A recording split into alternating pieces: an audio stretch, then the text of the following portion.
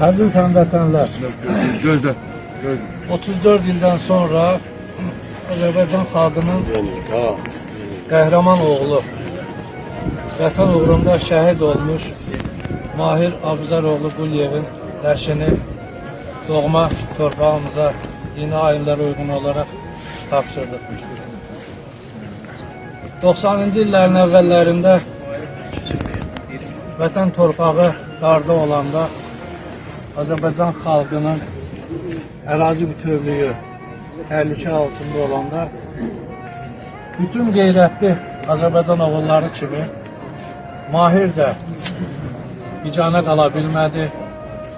Öz 3 körpəsini bizlərə, vətənə əmanət edərək yağı düşmənlə döyüşə getdi. Mahir və onun döyüş yoldaşları çox böyük qəhrəmanlıq göstərdi. Qeyri-bərabər döyüşlərdə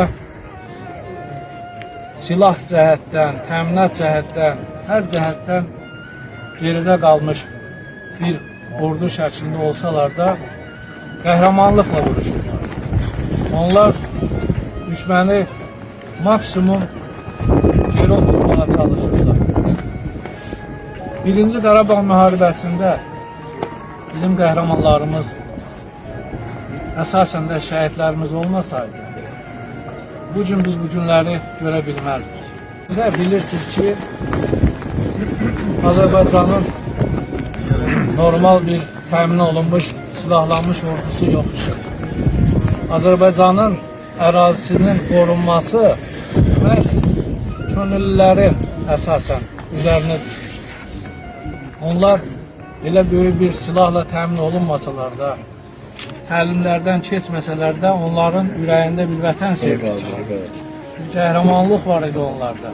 Onlarda bir qorxmazlıq var idi ki, dırnağacan silahlanmış düşmən ordu ilə vuruşurdular. Bir addım da geri çəkilmirdi. O cümlədən Mahir də elə döyüşçülərimizdən olub, elə bir qəhrəmanlarımızdan olub. Nə yazıq ki, qeyri-bərabər döyüşdə vətən uğrunda şəhid olmuşdur.